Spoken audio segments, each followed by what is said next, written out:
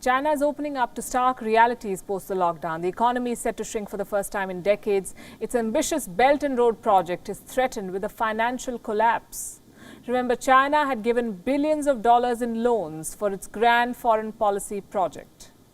And now China is flooded with requests for relief from repayments these countries cannot pay back. At best, China is willing to suspend interest payments, but many of these countries, especially in Africa, are looking for a complete loan waiver.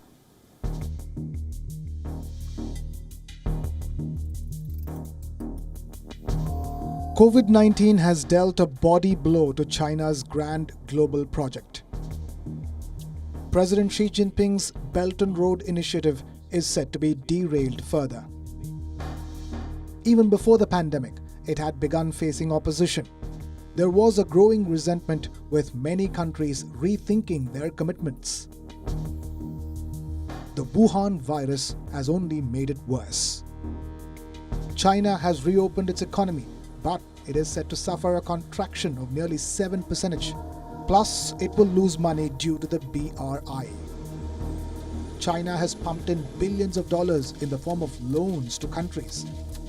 Now, most of these countries can't afford to pay back.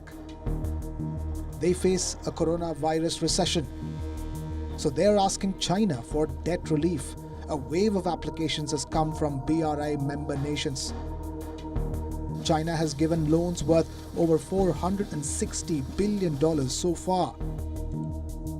This was supposed to be the new Silk Road, building infrastructure and boosting China's influence. More than 140 countries signed up. Most of them are developing nations in Asia and Africa. Many with the weakest credit ratings in the world. For instance, Iran and Pakistan, high-risk countries to lend to. But China took the risk. Iran and Pakistan are among the top 5 recipients of Belt and Road loans. The lockdowns have worsened the already poor economies. In Africa, China gave loans worth $140 billion. Most African countries now want loan waivers. China did sign a G20 pact to hold off bilateral loan repayments, specifically for low-income countries, until the end of this year. But the details are still being worked out, and there's no clarity on whether BRI loans would come under its ambit. In the current scenario, more than half of the BRI projects are in trouble, and experts say China just cannot afford to let them fail.